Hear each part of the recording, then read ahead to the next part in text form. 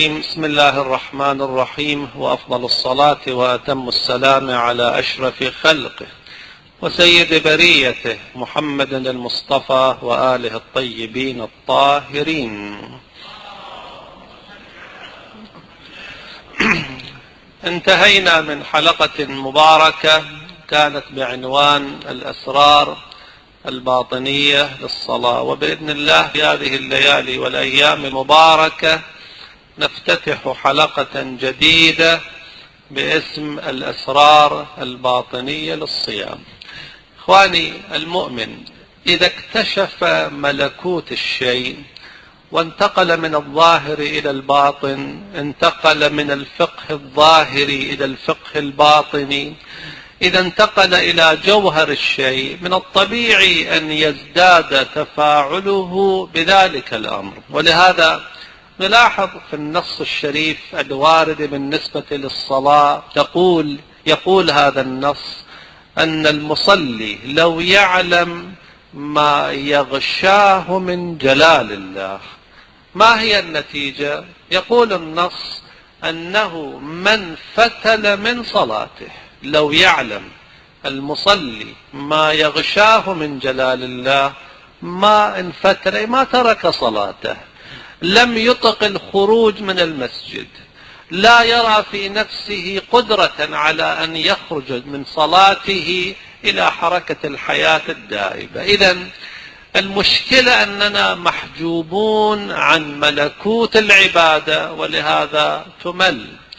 الحجاج في بيت الله الحرام نلاحظ البعض منهم يعد الأيام لكي ينتهي من موسم الحج ويرجع إلى أهله ووطنه وشغله.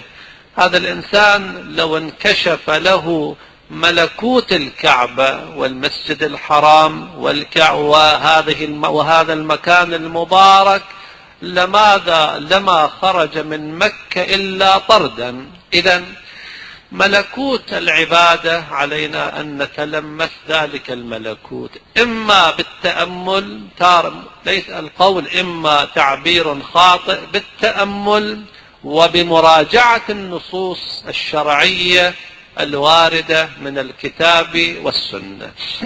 عندما نلاحظ أو نراجع النصوص المباركة بالنسبة للصيام تفيد أن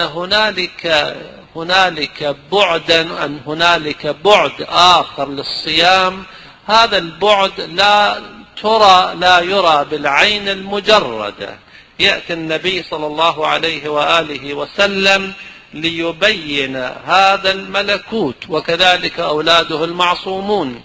يقول الصادق عليه السلام: من صام يوما في الحر فأصابه ظمأ وكل الله به 1000 ملك يمسحون وجهه ويبشرونه حتى إذا أفطر قال الله عز وجل: ما أطيب ريحك وروحك. هذا الإنسان جالس على المائدة وهو قد صام في يوم كثر عطشه، همه الطعام والشراب وشربة الماء، ولكن الله عز وجل ينظر إلى ملكوته. هو لا يدري أنه محاط بهالة من نور. الله عز وجل يقول: ما أطيب ريحك وروحك يا ملائكتي اشهدوا أني قد غفرت له. من هذا الحديث وأشباه هذا الحديث هنالك حديث آخر عن النبي صلى الله عليه وآله يقول: الصائم في عبادة الله وإن كان نائما على فراشه ما لم يغتب مسلما. انظروا إلى الملكوت بشقيه. هو صائم، إذن النور ملكوت الصوم متمثل بالنور، ولكن يغتاب، وإذا بهذه الغيبة تبطل أثر ذلك ماذا؟ الملكوت. إذن لو علمنا هذا الملكوت أولا حاولنا أن نبقي ذلك. تعلم أن بعض الناس حقيقة هناك صنف حتى من العاصين ولكن من المراقبين، جل من لا يسهو ومن منا لم يخطئ ولا يرتكب الذنب. الإنسان المراقب لنفسه إذا ارتكب ذنبا أحس بقبض وإدبار وضيق في النفس والنفس، أحس بضيق في النفس والنفس، هذه الأحاسيس تجعله لا يقدم على الحرام، لا يحتاج إلى أن ينذر نذرا، لا يحتاج إلى أن يقسم قسما، لا يحتاج أن يعاهد الله عهدا. هو عندما استشم هذه الريح المنتنة من الحرام هو تلقائيا لا يقترب من ذلك الأمر.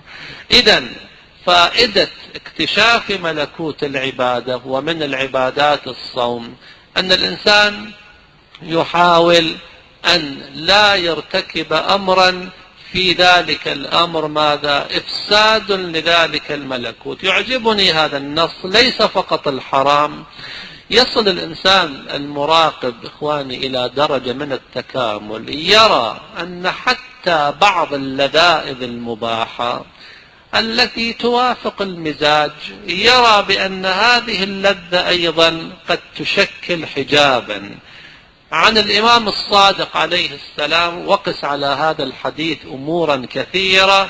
يقول: كان إذا صام لا يشم الريحان، لا يشم الريحان هذه النبتة الطيبة، فسألته عن ذلك فقال: أكره أن أخلط صومي بلذة، أكره أن أخلط صومي بلذة. ولعل من هذا الحديث علماؤنا أفتوا بكراهة شم الريحان في شهر رمضان المبارك.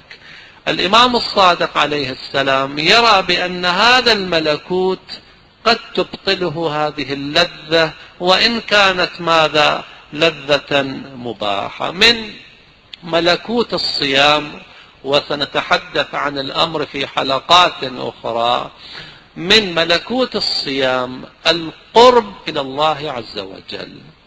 الصيام كما أن الصلاة معراج، كأن الصلاة أداة ترفع الإنسان إلى الأجواء العليا، كذلك الصوم له معراجية. ما الدليل على معراجية الصوم؟ هذا الحديث المعروف أن الإنسان عندما ينهي صيامه عند الإفطار له، ورد في الحديث: إن للصائم عند إفطاره دعوة لا ترد. ولهذا نقول الصائمين تريثوا قليلا. صحيح أنت جائع، أنت عطشان، أنت مرهق، ولكن صمت من الصباح إلى الليل، تريث قليلا دقيقة واحدة، ولا تكتفي بالدعوات المأثورة التقليدية. يتمتم بسورة القدر: اللهم لك صمنا، اللهم كن لوليك، كل ذلك إسقاطا للتكليف. لا تمهل، استحضر حوائجك وبتوجه، ولو كنت لوحدك حاول أن تطيل الحديث والمناجاة مع الرب. ما أجمل أن تختلط دموع الصائم بالمناجاة مع شربة الماء في ساعة الإفطار. يقول: إن للصائم عند إفطاره دعوة لا ترد. وأخيرا انظروا إلى، كما قلت لكم، الملكوت أمر قد لا يطابق الظاهر. النبي صلى الله عليه وآله وسلم في الحديث المعروف أن كل عمل ابن آدم هو له، غير الصيام هو لي وأنا أجزي به، إلى أن يقول صلى الله عليه وآله وسلم: ولخلوف فم الصائم، هذه المادة المنتنة التي تنتج من عدم الأكل والشرب في الفم، ولخلوف فم الصائم أطيب عند الله عز وجل من ريح المسك. أطيب عند من؟ عند الله عز وجل، لأنه هو يعلم ملكوت هذا العمل. إذن من خلال هذه السلسلة إن شاء الله نحاول أن نصل إلى معنى إجمالي. حقيقة الملكوت الذي يريه من؟ الذي أراه إبراهيم الخليل، وكذلك نري إبراهيم ملكوت السماوات، هو الذي ينبغي أن يرينا. وأي شهر وأية ليلة أفضل من هذه الليالي والأيام لنصل إلى ملكوت العبادات صلاة وصوما وقراءة لكتاب الله عز وجل. إلهي بفاطمة وأبيها وبعلها وبنيها والسر المستودع فيها، أرنا الحق حقا لنتبعه وأرنا الباطل باطلا لنجتنبه، بجاه محمد وآله الطيبين الطاهرين. من الشيطان اللعين الرجيم. بسم الله الرحمن الرحيم، وأفضل الصلاة وأتم السلام على أشرف الأنبياء وسيد المرسلين محمد المصطفى وآله الطيبين الطاهرين.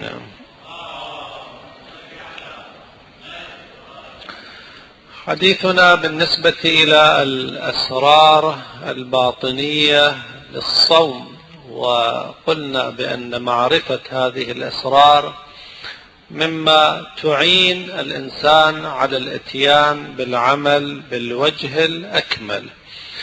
قسم من هذه الأسرار تفهم أو تدرك عن طريق التدارس والاستماع من الغير ومراجعة النصوص الشرعية في هذا المجال، وقسم من هذه الأسرار إخواني لا ينال هذا القسم إلا بالاستمداد من رب العالمين. لله عز وجل تجليات في عالم الأنفس كما له تجليات في عالم الآفاق.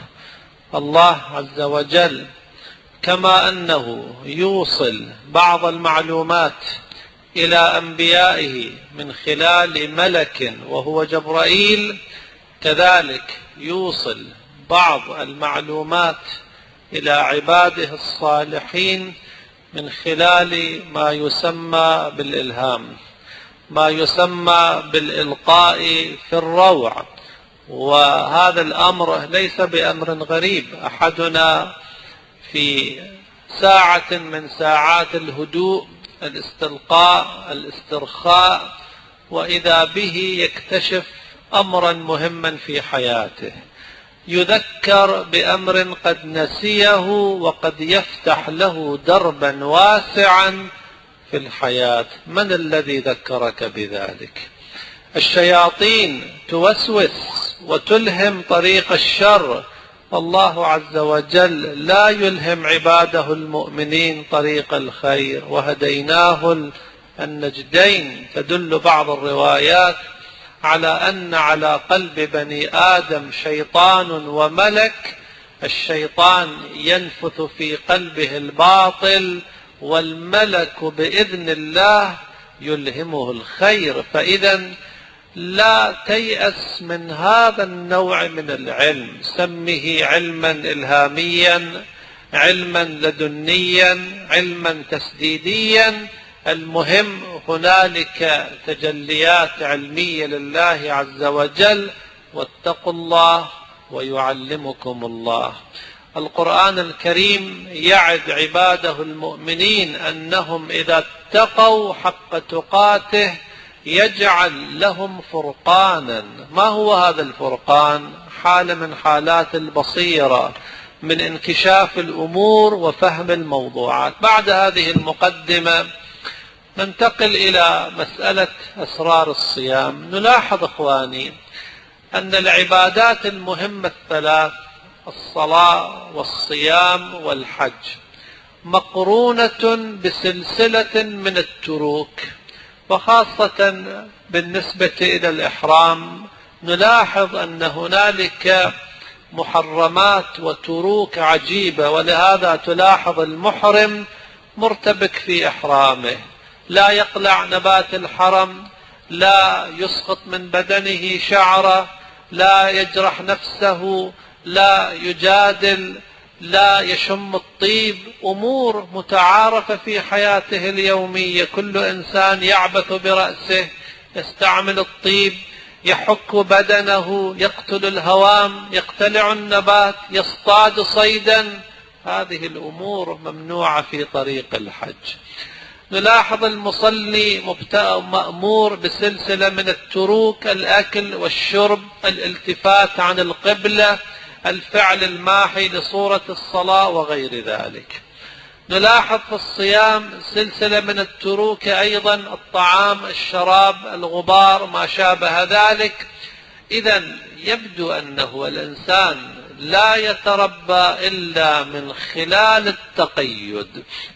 الإسلام والله العالم يريد أن يعلم الإنسان ويدربه على أنه إذا أراد أن يقول لا للمألوف أمكنه ذلك، أن يقول لا لما اعتاده. طبيعة الإنسان طبيعة استصحابية، مدمن على الدخان، مدمن على الطعام، مدمن على الشراب، مدمن على حالة معينة. الذي تأسره حالة من الحالات، هذا الإنسان له ما يقيده في حركته إلى الله عز وجل. يقول إمامنا في رواية تنطبق على المقام وغير المقام: ما أقبح بالمؤمن أن تكون له رغبة تذله. هذه العادات رغبات تذل الإنسان في كثير من الحالات. نأتي إلى تطبيق جزئي في الصيام. من أهم تروك الصائم القوام الصوم تقريبا بالكف عن الطعام والشراب. إخواني، أولا ينبغي أن نقول بأن هذه التروك إنما تعطي ثمارها إذا كان عن طواعية ورغبة واقتناع داخلي. الذي يصوم رغم أنفه، الذي يصوم خوفا من عذاب الله عز وجل وهو كاره لفعله، يرى الطعام والشراب في شهر رمضان فيتمنى لو لم يكن صائما، يتمنى لو لم يشرع الصيام. هذا الإنسان ثق واطمئن بأنه لا يصل إلى ملكوت الصيام. الذي يحب أن يصل إلى الملكوت، الخطوة الأولى في المقام أن يكون ذلك عن طواعية وميل. هذا محبوب للمولى. المولى يحب مني أن لا آكل. هو خالق الطعام، هو خالق البدن، هو خالق الفم، هو خالق الجهاز الهضمي. قال لي: لا تدخل هذا في هذا، هذا ملكي وهذا ملكي. يعجبني في شهر كامل أن تلتزم بهذا الأمر. ما كانت لهم الخيارة. إذا الإنسان المؤمن إخواني في كل التروك الصلاتية والإحرامية والصيامية، الخطوة الأولى أن يعمل ذلك بميل. ثانيا، قد البعض يقوم بالعمل عن ميل وعن رغبة ولكن لا يستثمر هذا الترك. نلاحظ البعض في شهر رمضان، وهذا هو الغالب، نلاحظ أنه ينتقم من الصيام ما لم يأكله في وجبة الغداء والعشاء، إذا به يأكل أضعاف ذلك في الليل. إذن هذا الكف عن الطعام والشراب لم يصبح كفا، ترك الطعام والشراب. التفتوا جيدا، ترك الطعام والشراب ولكن لم يكف نفسه عن الطعام والشراب. لو كان صادقا في كفه لأكل الفطور بالمقدار اللازم وتوقف عن الطعام والشراب كما هو المأمور به إلى الوجبة اللاحقة، وجبة السحور. أما أن يأكل ساعة بعد ساعة وكأنه يريد أن يعوض هذه القيود النهارية، طبيعي هذا الإنسان سوف لن يصل إلى مسألة الثمرة المتوخاة من خلال كف النفس عن الطعام والشراب. إذا جلست على المائدة، مائدة الطعام والإفطار، ليغلب علينا شيء من التفكير، من التدبر، كما قال النبي صلى الله عليه وآله: اذكروا بجوعكم وعطشكم جوع يوم القيامة وعطشه. الإنسان لا يعلم قدر الماء الهنيء العذب البارد إلا على مائدة الإفطار، عندما يغلب به العطش ويشرب الماء متذكرا عطش الأولياء والشهداء في نصرة الدين، يحاول أن يخرج من مائدة الإفطار بهذا الزخم المعنوي. ومن المعلوم أن الامتلاء إفطارا سوف يفوت عليك توفيقات الليل في شهر رمضان. أنت بحاجة إلى ساعة لتلاوة القرآن، للحديث مع الرب. البطن الممتلئ كما هو معلوم غير مستعد لتلقي الحكمة الإلهية. وأخيرا إخواني، بعض الأوقات الإنسان تنازعه نفسه للطعام والشراب في شهر رمضان أو في غير شهر رمضان. أحدهم يقول كلمة جميلة، يقول: الطعام قبل أن تأكل لا لذة فيه. الطعام على المائدة لم يدخل الجوف ولم يمر على حليمات التذوق في اللسان، فلا لذة في هذا الطعام. الطعام إذا تجاوز الحلقوم رب العالمين لم يجعل خلايا تذوق وتلذذ من الحلقوم فنازلا. إذن لحظات التلذذ متى؟ هذه الثواني البسيطة حيث يمر الطعام على اللسان فحسب. وأنتم تعلمون بأن التذوق باللسان فقط، لا بالحلق ولا بجوانب الفم الداخلية. إذن قضية ثواني من مرور الطعام على اللسان، هل هذا الأمر يستحق أن يقدم الإنسان على أكل طعام محرم، أن يقطع مسافات بعيدة لأجل أن يذهب إلى مطعم ما ليأكل طعاما شهيا؟ هل هذا الجهد يتناسب مع ما يحصل عليه؟ وهذا البطن الذي يصفه النبي صلى الله عليه وآله وسلم: حسب ابن آدم أو حسب ابن آدم لقيمات يقمن صلبه. هذا الجهاز إذا امتلأ بشيء ما مما يؤكل ارتفعت الشهية وارتفع إصراره لتناول طعام شهي. ولهذا أخواني أن نتعود على الطعام البسيط، على الطعام الذي لا تفنن فيه. البعض من الأولياء والصلحاء يحبذ الطعام الذي هو قريب إلى مصادر الطبيعة. هذه الأطعمة المكونة من مواد كثيرة مشتبهة وغير مشتبهة، إذا دار الأمر بين فاكهة بسيطة وبين حلوى معقدة لا يعلم ما في جوف ذلك، يقدم هذا على هذا، لأن هذا البعض يأخذ الثمرة من الشجرة فيقول: أخذتها من يد رب العالمين، ليس هنالك بشر مس هذه الفاكهة، أنا أول بشر يقتطف هذه الثمرة ويضعها في جوفه. أين هذا من هذه الأطعمة التي مرت على أيدي اليهود والنصارى ومصانعهم ومزارعهم، ونحن لا نعلم ما الذي جرى في ذلك؟ المهم إخواني، مسألة الطعام والشراب مما أسر الكثيرين من البشر. اذهبوا إلى الشوارع، إلى الأسواق، الذي يستهوي عامة الناس محطات الطعام والشراب، والمؤمن مترفع عن ذلك، لا يؤسر بشهوة طعام ولا شراب.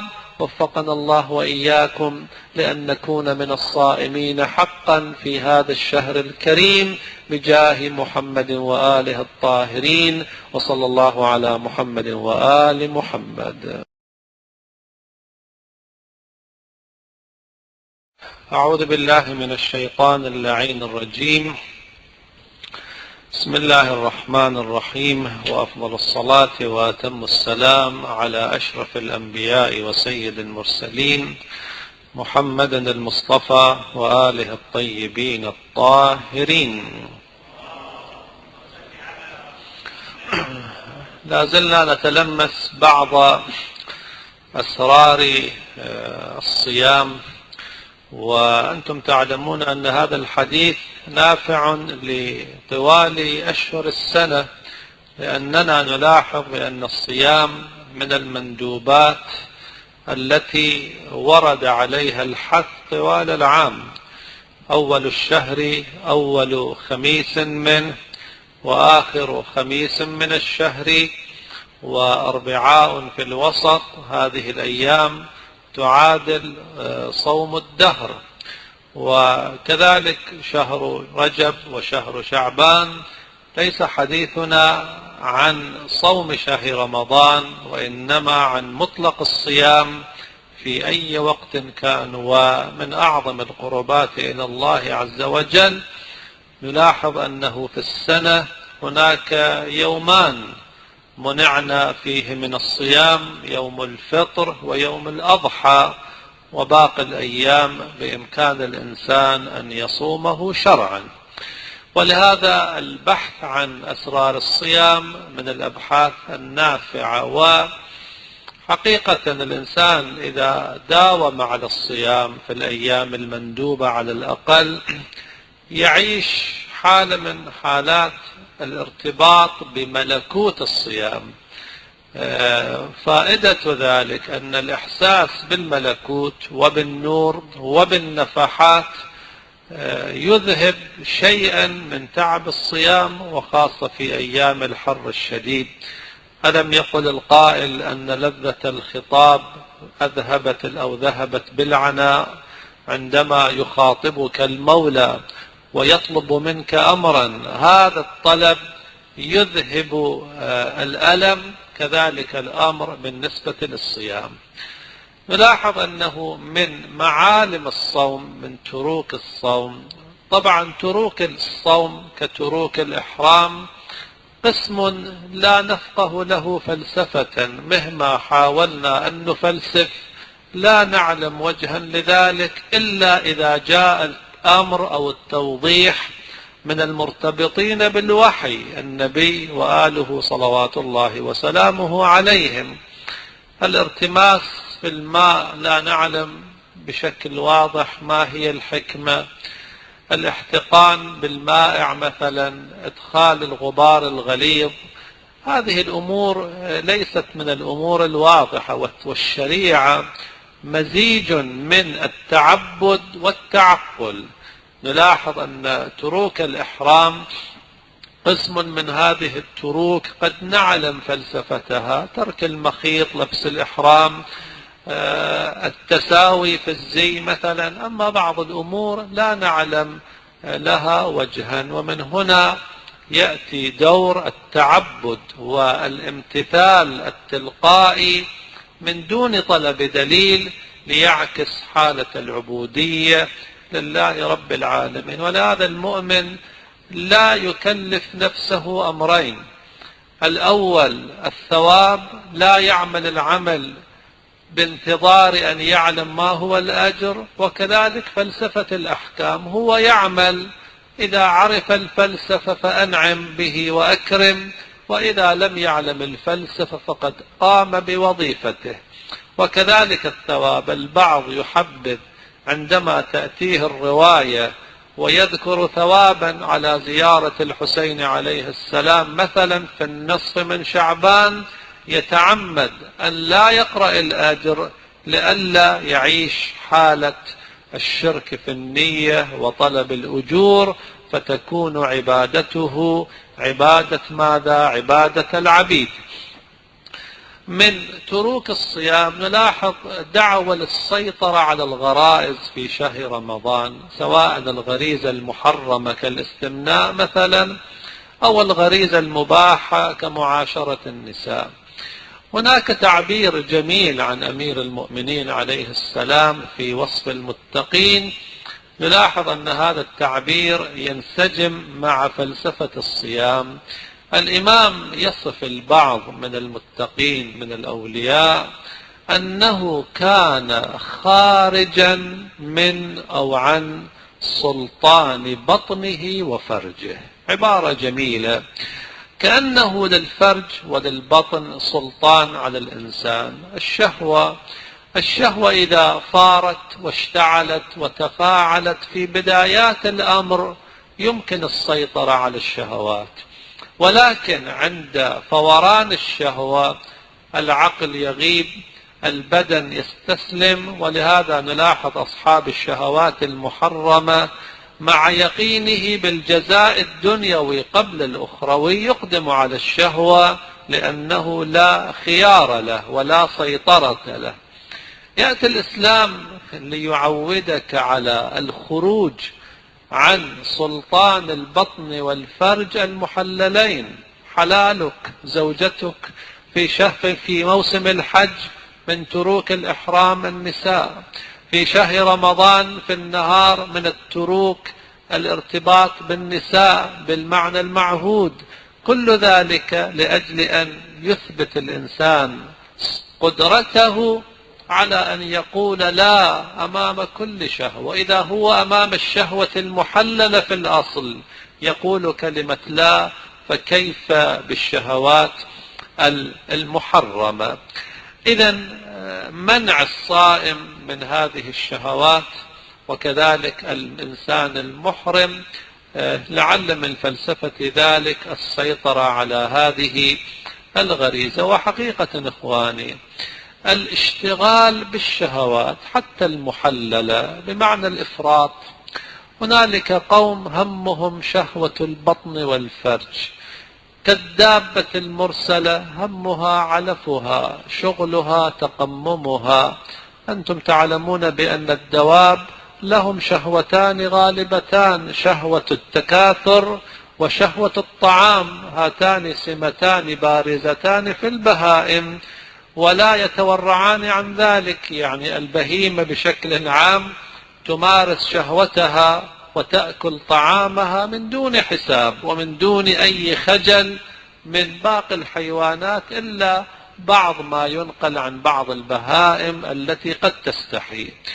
ولكن بشكل عام السياسة العامة للمؤمن إخواني السيطرة على شهوتي البطن والفرج. ولهذا نلاحظ أن الشريعة جعلت آداب، قيود، أذكار، ليلة الزفاف، ساعة الطعام، قبل الطعام، بعد الطعام، ألزمك بالغسل الواجب. وأنتم تعلمون أن الغسل عملية عبادية فيها عبادة، فيها توجه، فيها خلع للثياب، فيها استحمام، فيها تذكر لحالة المغتسل. الإنسان الذي يغتسل غسل الجنابة مثلا إذا به ينتقل من عالم الأنس والتلذذ البهيمي ينقله الإسلام في الحمام ليقول الآن تذكر عالم المغتسل. كان في ليلة زفافه على فراش الزفاف ينقله إلى عالم الاحتضار، إلى عالم كما قلنا الخروج من القبور بلا لباس. وخاصة إذا كان الإنسان يستحم بالماء الحار أيضا يتذكر شيئا من حميم نار جهنم. فإذا هذه من المميزات التي نلاحظها في شهر رمضان المبارك. كذلك من التروك في شهر رمضان من التروك المحرمة دائما، ولكن يأتي عليها التأكيد في شهر رمضان. هنالك لعله حرامان أساسيان في شهر رمضان محرمان في الأصل، وهما الاستمناء والكذب على الله ورسوله، وباقي الأمور مباحة في الأصل. هناك أيضا تأكيد على أن الإنسان الصائم يعوده الإسلام على التثبت في القول، على تصفية العقيدة، أن لا يتقول على الله عز وجل. إذا أراد أن ينقل حديثا عن الله عز وجل وعن الأئمة عليهم السلام نلاحظ أن بعض المتورعين من المتفقهين يحتاط حتى في ذكر المصدر أثناء شهر رمضان زيادة في الحيطة والحذر. يقول هذا الحديث رواه فلان في الكتاب الفلاني على ذمته وأنا صائم، لا أقول قال الله كذا في حديث قدسي، لا أقول قال الإمام كذا، إنما رواه فلان في كتابه. إذن هذه أيضا عملية من عمليات التربية على التثبت في نقل مفاهيم الشريعة وعدم التقول في هذا المجال. كذلك الصيام دخول على رب العالمين. لاحظوا أن الإنسان المصلي لا يجوز له أن يصلي وهو محتلم وهو مجنب. هناك حدث أكبر وهناك حدث أصغر، على المصلي أن يكون متطهرا منهما. ولكن الصيام كله إذا أردت أن تدخل بحر الصيام إياك أن تدخل مجنبا. كما قلنا أذان الفجر بمثابة تكبيرة الإحرام وبمثابة الميقات في موسم الحج والعمرة. عند الفجر تدخل حرم الله عز وجل إن كنت مجنبا بادر، لئلا تسمى من الذين تعمدوا البقاء على الجنابة عند الفجر. ولهذا إخواني ساعة الفجر في شهر رمضان ساعة متميزة، علينا أن نقف هنيئة في ساعة الفجر بعد إتمام النافلة، نافلة الليل، نافلة الفجر، والاستعداد لصلاة الصبح. إن قرآن الفجر كان مشهودا، هذا الوقت وقت مشهود لاقتران ملائكة الليل مع ملائكة النهار، ملائكة تهبط وملائكة تعرج. إذا قلنا الفجر كالميقات، الفجر كتكبيرة الإحرام. وعليه أيضا نلاحظ هذه الحالة المقدسة، الصائم نهي عن دخول اليوم المبارك إذا كان ماذا؟ إذا كان مجنبا. وانظروا إلى تيسير الشريعة، نلاحظ بأنه الشريعة رغم أنها صارمة في هذه الحدود، ولكن مع ذلك يقول الإنسان إذا نام سهوا، إذا نام وهو ناو للقيام للاغتسال فلا شيء عليه. فرقوا بين النومة الأولى والثانية وغير ذلك. إذن هناك صرامة مع إعذار. التفتوا جيدا، الإنسان يأكل ويشرب ساهيا يقبل صومه.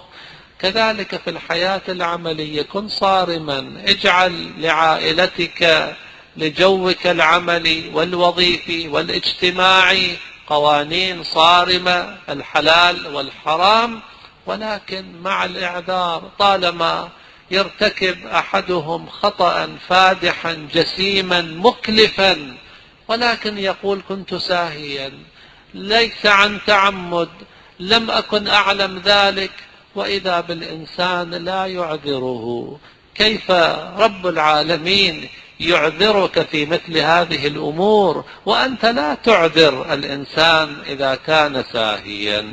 الإسلام جعل لك مجالا للتعويض، قال هنالك كفارة إن كنت متعمدا، هناك قضاء للصيام إن لم تكن متعمدا. إذن دائما في التعامل الاجتماعي إخواني أخواتي حاولوا أن تعطوا الفرص لمن حولكم للتعويض، وإلا إذا لم تجعل الأمر كذلك فقد سددت باب الهدى.